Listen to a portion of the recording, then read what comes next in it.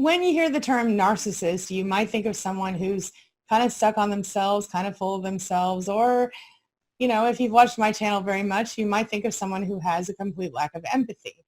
But those things are kind of difficult to see, or at least easy to overlook when you're early in a relationship with a new person, whether we're talking about a friend or a romantic partner. Today at queenbeing.com, I'm going to share with you 12 little-known signs of narcissism that you will catch early in a relationship if you look for them.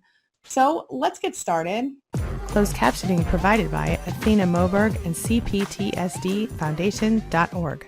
My name is Angie Atkinson, and this is Toxic Relationship Rehab, where I help you discover, understand, and overcome toxic relationships in your life. So if you want to take back your life, embrace your power, and become the best possible version of yourself, hit that subscribe button, stick with me, and let's get going. So really quickly, I'm going to briefly explain what a toxic narcissist is, and then we're just going to jump right into the signs. At the end of this video, I'm going to leave you a link that's going to offer you a more comprehensive definition of what a narcissist is and what narcissistic personality disorder is. But for now, I'm just going to say to you that it's someone who has an extreme lack of empathy, and that shows that in the way they treat other people. So we're just going to jump right into the early signs of a narcissist. Number one, they feel like it's okay to be mean to people. They justify that behavior. So while the narcissist probably has some idea or notion that being mean to people or rude to people is unacceptable in our society, they somehow figure out a way to justify it to themselves and the people around them. They feel like since they've been wronged on some level, they have the right and even maybe the responsibility to be mean to whoever it is that wronged them. On top of that, they tend to get really offended really easily, and they leave a lot of people wondering what the heck they did or said wrong, or people saying things like, but I didn't mean that, or I didn't mean it that way. Number two, narcissists love to be the leader of something. They like telling people what to do. They think it's almost like their job in the world to do that. Leadership positions work for these people because it helps them to feel in control and to be dominant over other people. And of course, it helps them get their much needed narcissistic supply, or that constant supply of admiration, adoration, positive reinforcement in general. Number three, they're super hot. They're super attractive, or at least they like to think they are. Not every narcissist is attractive, but most narcissists on some level have the belief that they are in some way better than or more attractive than most people, whether that's physically or otherwise. And even those who aren't attractive seem to have this almost overblown sense of self-confidence that is almost shocking to the people around them. One study done at Washington University found that narcissists did tend to be rated by most people as more attractive or more stylish than others. But that is not always the case. Another study done in 2008 found that while most narcissists rated themselves very highly on the IQ scale, most tested at only average. And in that same study, when people were asked to rate these narcissists based on their looks, the overall ratings in general were lower than the ratings they had given themselves. Number four, they cheat in relationships. Various studies have shown that narcissists cheat in relationships and that they're more likely than anyone else to do it. They also seem to enjoy the risk, the thrill that goes along with it of not getting caught or getting caught. And they tend to be more risky when it comes to the types of behavior they will engage with. They might try things they normally don't participate in, or they might act really promiscuous as part of their need for narcissistic supply and attention. Number five, they like to put everybody down. Narcissists are known to need to kind of stand on the heads of other people in order to make themselves feel good enough. It helps them to think more positively of themselves if they can mentally put other people down. It's almost like a drug for them. It's a way they get narcissistic supply. They're always seeking this approval or this validation from people around them, and yet, of course, refusing to do the same thing for those same people. This is part of the reason for number four, why they cheat so much, because they're always looking for validation from people who don't know all their tricks yet. Number six, narcissists think everybody else around them is stupid. Now, when you're early in a relationship, this might be a little difficult to see because you're in the love bombing phase, but look really, really closely and watch the way they treat people around them. They might be a know-it-all, or they might just kind of have a hard time getting along with other people in general. And if you listen closely, you'll notice that they tend to not get along with people because they refuse to be wrong about anything. And at first you might see this as normal and healthy because you're only seeing it from their side of the story. But if after you hear a few stories, you recognize a pattern and you notice that they seem to have this people who think differently than me are wrong kind of mentality, well, then you'll know that you might be dealing with a narcissist. Number 7, nobody ever appreciates them, or at least that's the story they tell you. This is especially true for grandiose narcissists, but you can also see it with covert types. They always feel like everybody owes them something, or everybody should be more thankful to them for something, like the world owes them something. This is where this big sense of entitlement comes in. They think they don't get the recognition they deserve, and they feel offended when other people do. Number 8, they're a bad loser. And what I mean by that is they have a way of needing to win everything. And when they don't, watch out. In fact, if you've been in a relationship with a narcissist very long, you might have gotten to the point where you intentionally lose any game or competition with them just so that you don't have to deal with the after effects of them losing. Worst part of it all is they're also usually a bad winner. They don't do well when they lose, and they might do a little worse when they win by gloating in your face or shoving it down your throat a little too much.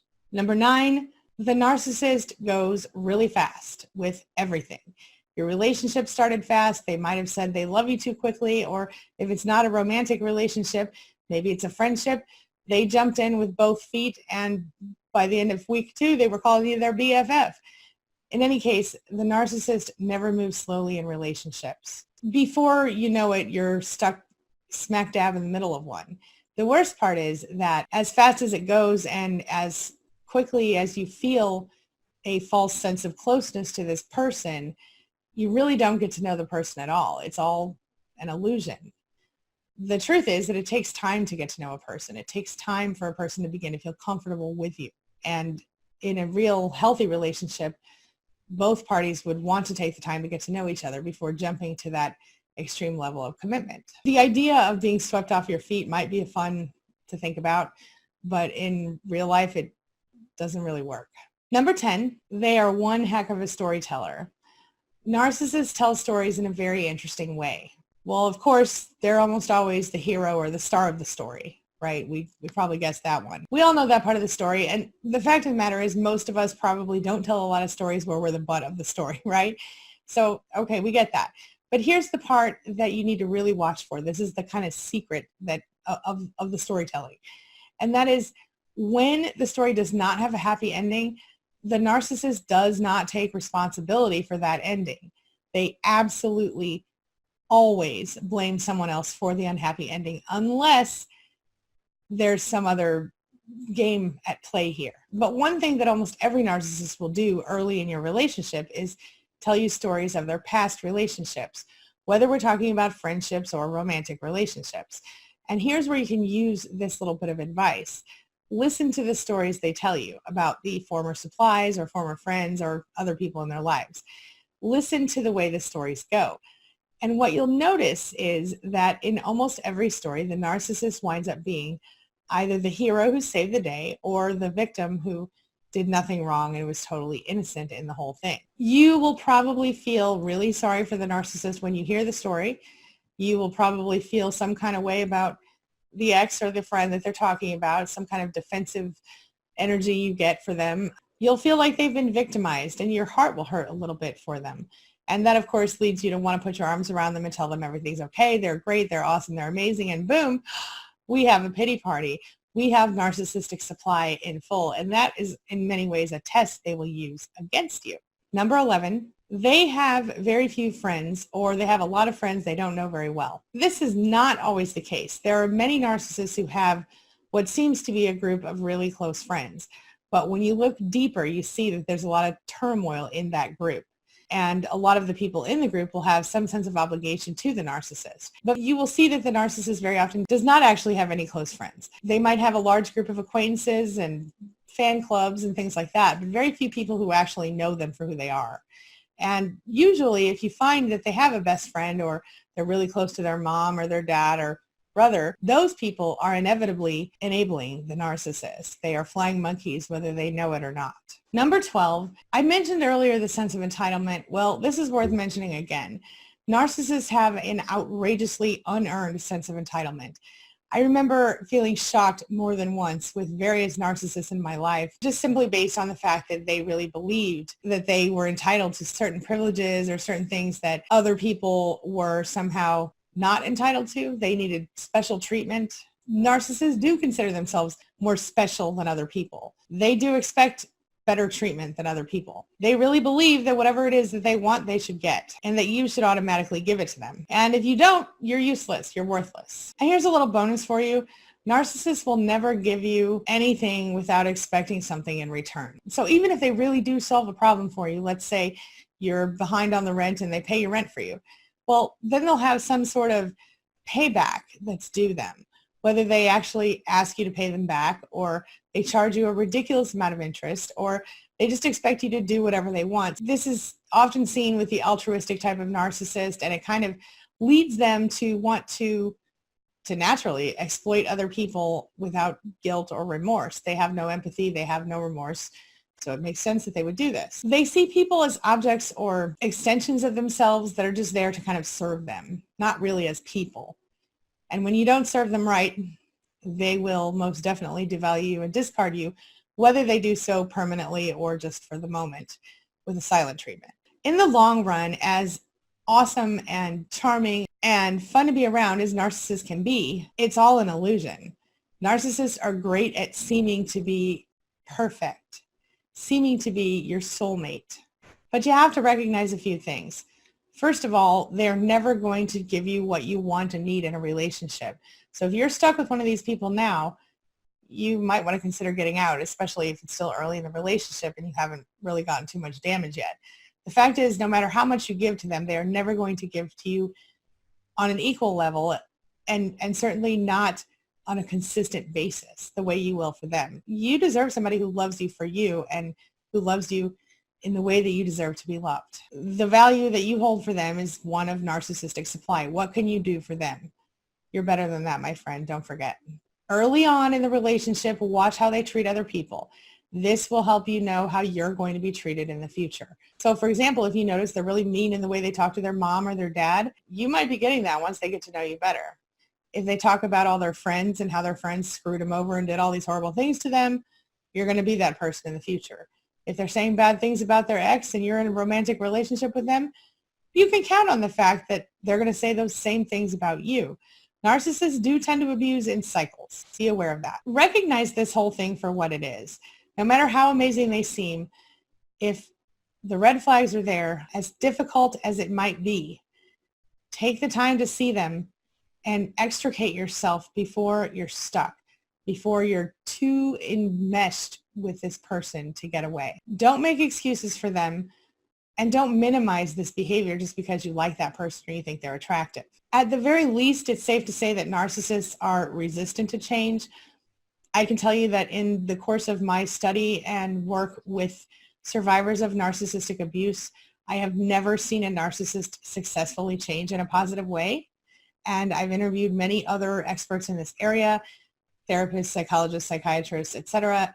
Never heard of a positive change that was not just a behavior modification that didn't end in a narcissist. The best thing you can do here is set boundaries with this person, focus on the rest of your life and the things that you really do want in your life, and do not let yourself fall into a position to become dependent on this person in any way. My advice, walk away, run away. Don't look back. You deserve better than this, and I don't want you to forget. This brings me to the question of the day. The question of the day is, do you recognize these signs? Do you recognize the red flags of a toxic relationship? Do you recognize the red flags of a narcissist? Share your thoughts, share your ideas, share your experiences in the comment section below, and let's talk about it. Now, before I go, take a look at the video I'm leaving for you right there. This gives you more information about seeing the signs of a toxic narcissist, more signs to check out, more ways to cope. And the video I promised you will be on the end screen. One more thing, I just want to say thank you so much to all of my amazing channel members. Thank you so much. Your support, it means the world to me. And to everyone who watches my videos, likes my videos, subscribes to my channels, comments on my videos, shares my videos, thank you so much. You are helping me further spread my message that we don't have to live with narcissistic abuse, and that we have the right to be healthy, happy, safe, and loved in our homes, even if it's only loved by ourselves. Stay strong, my friends. As always, thank you so much for being a part of my day and a part of my life. And hey, thanks for letting me be a part of yours. It really does mean a lot to me. I'll see you soon.